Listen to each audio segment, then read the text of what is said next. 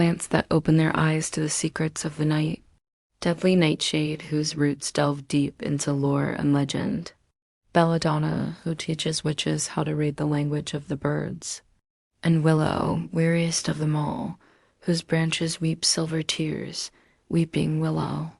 Its leaves rustle like warnings, its branches dip and sway like a mother cradling a child. The herb wife stops before it, runs her fingers along the bark. Weeping willow knows the language of tears. "How are you?"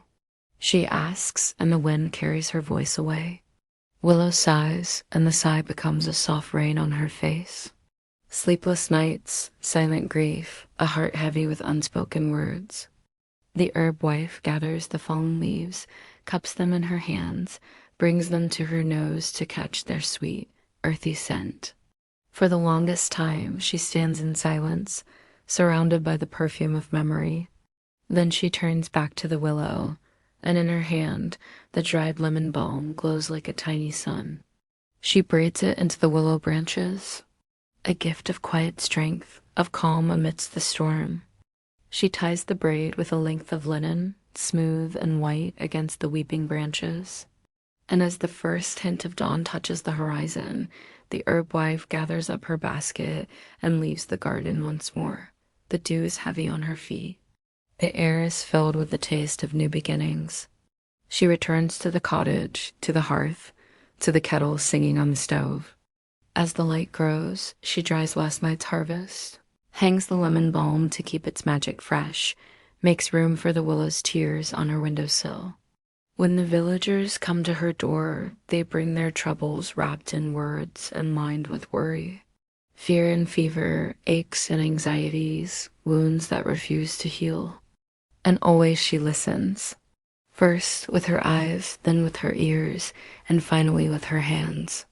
When she touches them, it is as if the very earth is flowing through her fingertips, healing and whole. Sometimes she gives them dried leaves or sprigs to brew in their teas.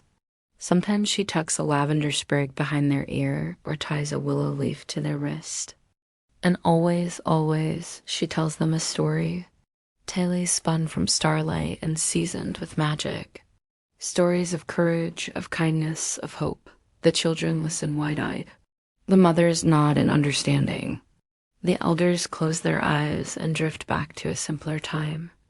As the years turn and the seasons shift, the herb wife tends her garden, tends her people, tends her stories. She watches the village change, the cobblestones worn smooth by generations of feet. The royal road, once a trickle of dust, now a steady stream of travelers. The cottages, some crumbling, others newly painted. Some empty, others filled with song and laughter.